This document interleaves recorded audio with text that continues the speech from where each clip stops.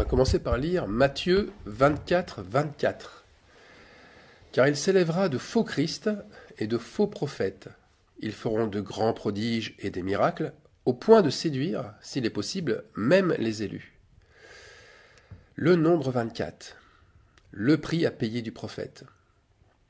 Alors avec Matthieu 24, 24, on voit que Christ, comme à son habitude, montre toujours les ténèbres. Pourquoi ? Parce qu'il prend l'exemple du faux pour établir la vérité qui ouvre les yeux, mais seulement des cœurs purs. Il y a donc des prophètes qui n'ont pas le caractère de prophètes, mais qui usurpent une identité qu'ils n'ont pas. Est-ce que cela veut dire qu'ils n'ont rien reçu, et que leur onction n'est en réalité qu'une illusion ? Eh bien non, ces faux Christ ont prié pour recevoir de Dieu. Ils ont prié pour recevoir une onction de prophète. Ils ont prié aussi pour recevoir le don de faire des miracles. Et Dieu ne refuse pas à celui qui demande. Il ouvre à celui qui frappe. Et Dieu ne se repent pas de ses dons et de son appel. D'ailleurs, dans les évangiles, Jésus dit « Donne à quiconque te demande, et ne réclame pas ton bien à celui qui s'en empare. » Dieu ne fait-il pas la même chose avec nous ? Bien sûr que oui. Celui qui veut s'emparer des dons célestes peut le faire librement. Dieu non seulement donne avec libéralité, mais encore plus, il se laisse dépouiller de ses dons. Mais voilà, un jour vient où celui qui a dépouillé sera lui-même dépouillé. Celui qui a usé de violence pour s'accaparer des choses sacrées, sa sanction sera même spectaculaire. On va lire pour ça Josué 7, verset 24. Josué et tout Israël avec lui prirent Akan, fils de Zérak, l'argent, le manteau, le lingot d'or, les fils et les filles d'Akan, ses bœufs, ses ânes, ses brebis, sa tente et tout ce qui lui appartenait. Et tout Israël le lapida, on les brûla au feu, on les lapida. Akan était issu d'une famille de la tribu de Juda. Il vola le manteau, l'argent, le lingot d'or, tout ça dans le butin consacré qui avait été conquis sur Jéricho. Et voilà ce qui lui arriva à lui, à sa famille et à tout ce qui lui appartenait. La lapidation publique et le feu purificateur. Alors c'est vrai, l'huile descend sur quiconque invoque le Seigneur. Sur quiconque. D'ailleurs, les vierges folles, dans la parabole des 10 vierges, elles ont de l'huile, mais juste pour éclairer un temps, car elles n'ont pas constitué de réserve. Elles ont une onction, certes, mais elles n'ont pas continué à accroître cette huile. Et c'est pourquoi elles se retrouvent démunies, quand au milieu de la nuit, l'époux vient les réveiller. Donc, vrais et faux prophètes reçoivent au début la même quantité d'huile. Balaam est l'illustration de cela. C'est un faux prophète. Il bénit Israël par la bouche, mais on voit bien que ses actes vont le trahir. Et Dieu ne va pas le répudier, en tout cas pas tout de suite. Il va le laisser agir jusqu'au bout. Il va même lui parler, puisqu'il parle à tous ses prophètes. Tous ses prophètes. La preuve, Balaam est arrêté par un ange de Dieu, pour le reprendre. Son ânesse même lui parle et lui reproche ses mauvaises actions. Donc on le voit bien, ce n'est pas l'onction qui définit et qui rend saint un croyant, comme le ferait une espèce de marque indélébile, comme un sceau. On ne naît pas disciple du verbe naître, on le devient. Comme on ne naît pas d'une tribu d'Israël, on le devient. On y est soit rajouté, soit maintenu, ou encore exclu. Exclu comme l'a été Akan, fils de Zérak. Bien, je disais cela en novembre 2016, il y a presque 4 ans déjà.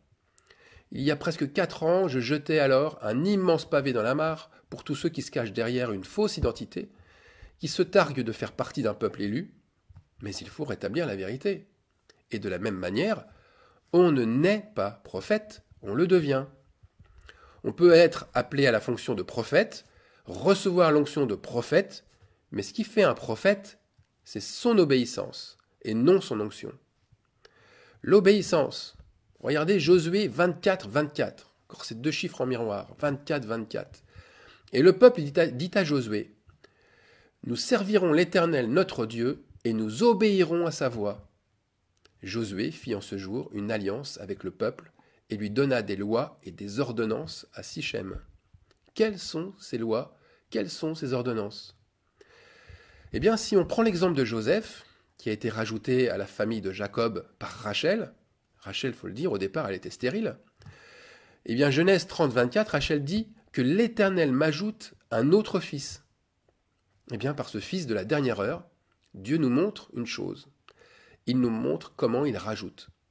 Joseph est rajouté, mais rajouté comme ceux qui, dans l'adversité, face à l'épreuve, font le choix de l'obéissance. Où est la preuve de l'obéissance de Joseph? Genèse 37, 24. Ils le prirent et ils le jetèrent dans la citerne. Voilà comment Joseph vécut son ministère de prophète auprès des siens. Il fut plus que malmené, Il fut jeté au fond d'un trou par ses propres frères pour y périr. Et il aura finalement une peine plus clémente en étant vendu comme esclave à des nomades étrangers. Vous voyez le prix à payer? Le prix à payer pour avoir annoncé de vraies prophéties. Ce qu'a vécu Joseph, c'est un exemple.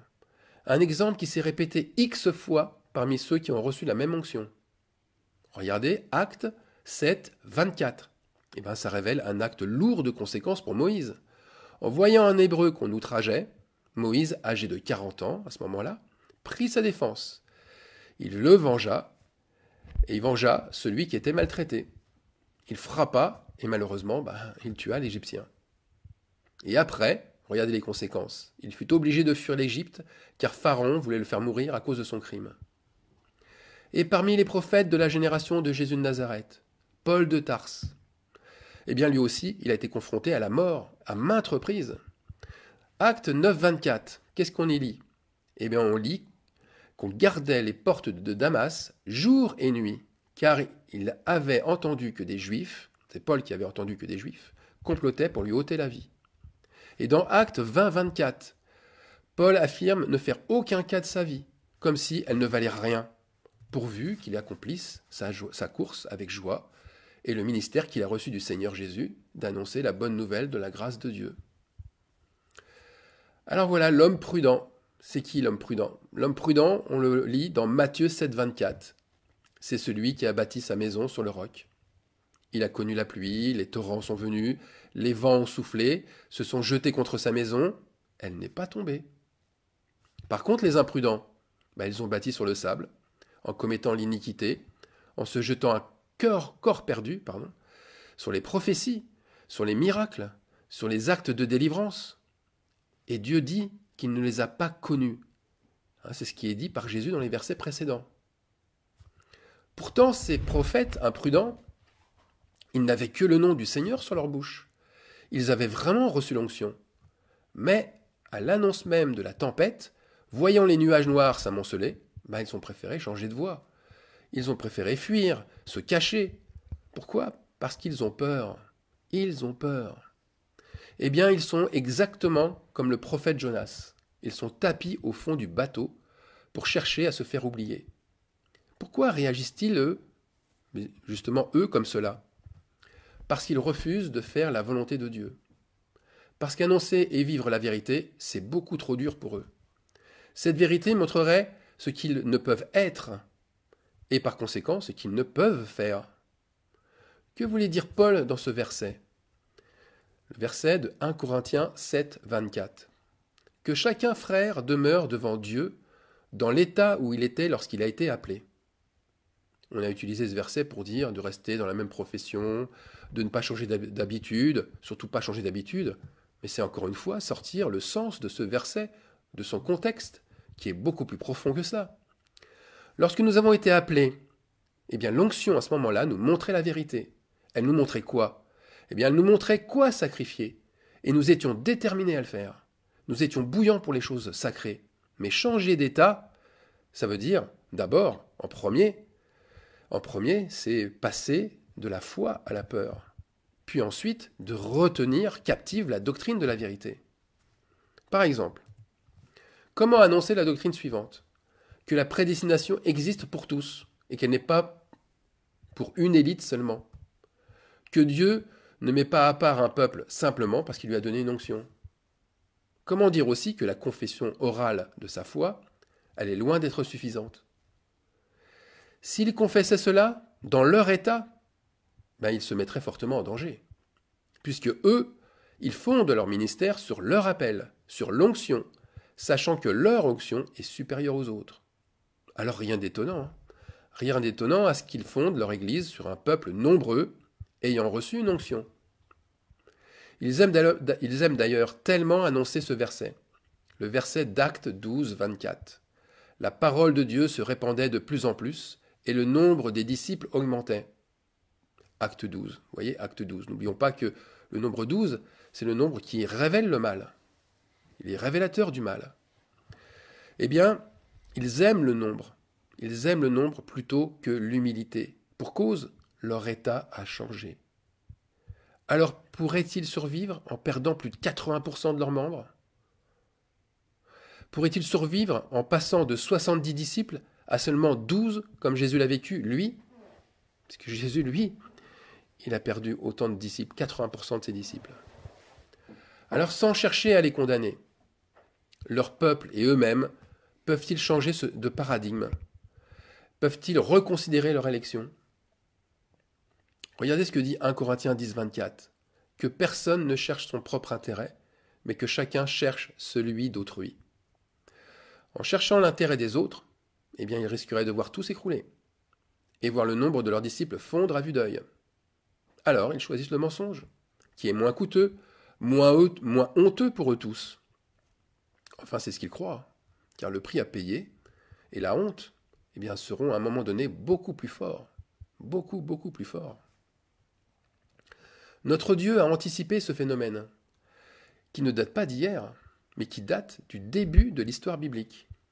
Caïn, malgré ses actes religieux, malgré ses sacrifices, il ne pouvait pas cacher son cœur qui était tortueux et mauvais. Pourtant, il avait reçu la même onction qu'Abel. Dieu ne l'avait pas délaissé de ses dons. Mais Dieu laisse le mensonge s'installer et il laisse le mensonge croître chez ceux qui en font leur lot quotidien. Romains 1, 24. C'est pourquoi Dieu les a livrés à l'impureté selon les convoitises de leur cœur, en sorte qu'ils déshonorent eux-mêmes leur propre corps.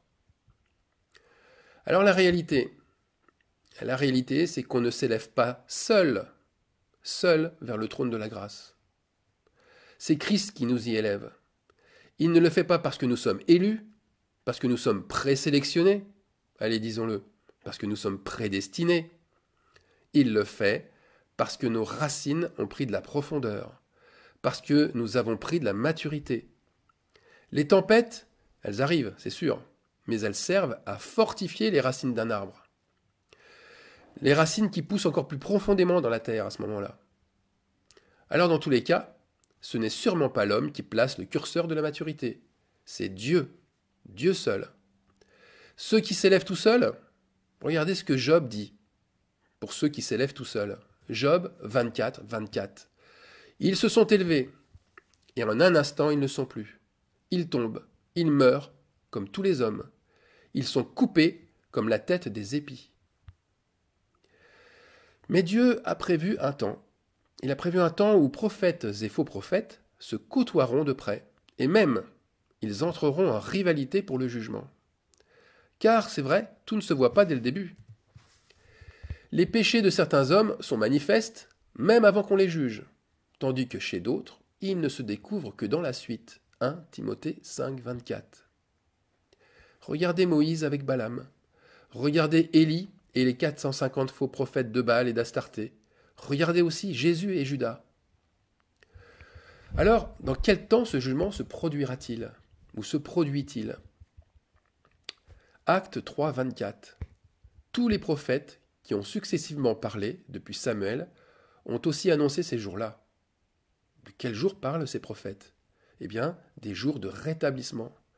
Des jours où l'on verra le mou c'est la révélation, le mou qui a été mangé par le gazam, puis par le jekel, et enfin par la sauterelle.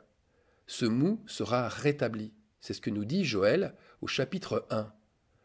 Parce que les faux prophètes ont dévoré, ils ont enlevé le mou de la bouche des croyants. Mais les vrais prophètes seront rétablis. ils seront rétablis dans leurs fonctions ces jours-là. Les airs se rempliront de blé, et les cuves regorgeront de mou et d'huile. Joël 2, 24. Les versets précédents du livre des Actes, au chapitre 3, nous informent que Moïse a dit « Le Seigneur votre Dieu vous suscitera d'entre vos frères un prophète comme moi. Vous l'écouterez dans tout ce qu'il vous dira. Et quiconque n'écoutera pas ce prophète sera exterminé du milieu du peuple. » Le prophète vient pour une chose importante. Il vient dévoiler ceux qui l'écoutent et ceux qui ne l'écoutent pas. Il montre alors une chose. Il montre qui appartient à quelle tribu et qui n'y appartient plus. Ce temps de jugement terrible, il est là sur terre de notre vivant. C'est pourquoi, je vous le dis, au jour du jugement, le pays de Sodome sera traité moins rigoureusement que toi. C'est ce que nous dit Matthieu 11, 24. Et je rajouterai que le disciple n'est pas plus que le maître, ni le serviteur plus que son seigneur. Matthieu 10, 24. Ce qui signifie que tous ceux qui se sont élevés au-dessus du maître, qui se sont élevés au-dessus de leur seigneur, recevront un châtiment en rapport aux faux statuts qu'ils se sont construits. Alors maintenant, lisez ou relisez le 24e livre de la Bible. Lorsqu'on compte à partir de la Genèse, on arrive au prophète Jérémie. Et plus précisément, le chapitre 24, c'est celui-là qu'il faut lire. Donc 24e livre, chapitre 24, eh bien ce chapitre parle de 2 paniers de figues. Un panier de bonnes figues, comestibles, et un panier de mauvaises figues. Et Jérémie prophétise sur ces 2 paniers. Pour les mauvaises figues, ce sera pour eux la honte, la moquerie et le malheur. Ils finiront par disparaître du pays que leur père avait reçu de Dieu. Et de même, si on fait la même chose, on compte le 24e livre de la Nouvelle Alliance. C'est-à-dire on part de l'évangile de Matthieu. Eh bien on tombe sur la 2e lettre de Jean. Elle a été écrite, tenez-vous bien. Pour qui ? Pour l'ancien, pour l'élu et à ses enfants, tous ceux qui ont connu la vérité. Tiens. On va dire que c'est encore un hasard, je ne crois vraiment pas. Jean n'insiste pas sur l'onction qu'ils ont reçue, mais il insiste sur le fruit de leur travail. Ça veut dire que l'élu est en relation avec le fruit de son travail. Et Jean insiste aussi sur le fait de ne pas participer aux œuvres de ceux qui ne veulent pas de la doctrine de la vérité. Jean ne donne pas d'exemple, il ne dit pas ce qu'est cette doctrine. Il dit simplement que celui qui demeure dans cette doctrine, il a le Père et le Fils. Alors je pose la question, est-ce qu'il a vraiment besoin de rentrer dans les détails ? Moi je crois pas. Je crois pas parce que les bonnes figues connaissent la vérité, tout simplement. Et Jésus de Nazareth, est-ce que lui, il n'avait pas déjà annoncé cette vérité, cette doctrine ? Jésus dit à ses disciples, « Si quelqu'un veut venir après moi, qu'il renonce à lui-même, qu'il se charge de sa croix et qu'il me suive. » Matthieu 16, 24. Les vrais disciples, les vrais prophètes, ce sont des chérubins.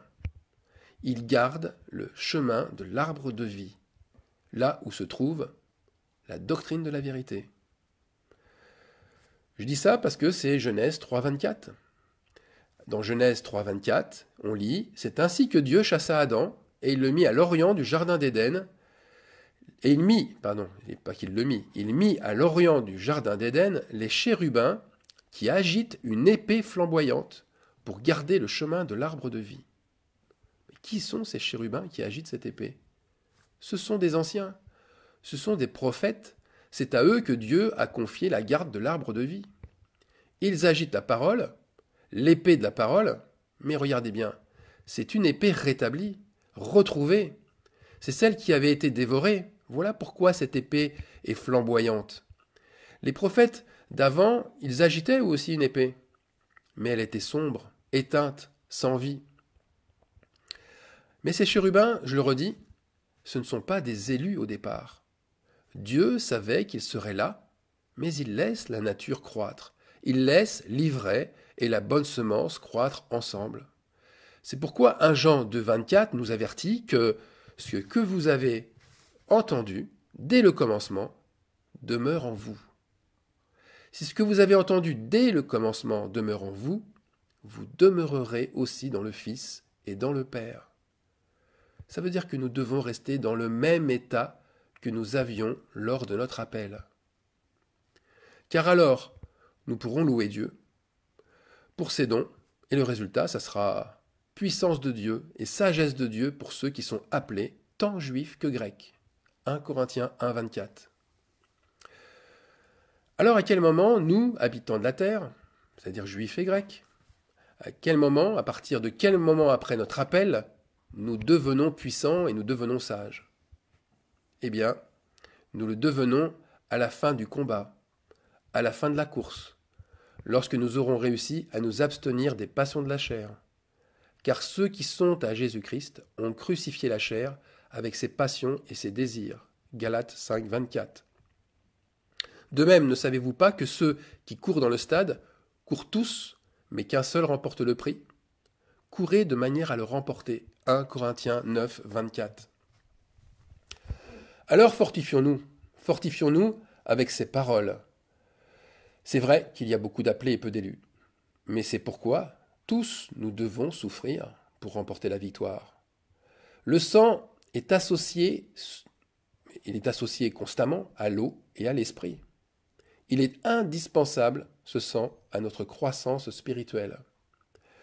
Paul disait « Je me réjouis maintenant dans mes souffrances pour vous, et ce qui manque aux souffrances de Christ.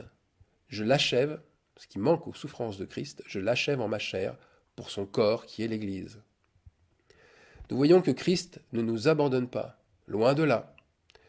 Et c'est lorsque nous nous réjouissons de souffrir pour lui, en étant dans la tempête, on est dans la tempête, mais irrépréhensible dans nos actes et nos intentions. C'est là qu'il nous sanctifie. Celui qui vous a appelé est fidèle, et c'est lui qui le fera. Qui le fera, c'est-à-dire qui vous sanctifiera. 1 Thessaloniciens 5, 24. Alors je finirai par cette prière qui rappelle Romains 16, 24. C'est ce que peuvent recevoir uniquement ceux qui aiment la vérité. Que la grâce de notre Seigneur Jésus-Christ soit avec vous tous. Amen.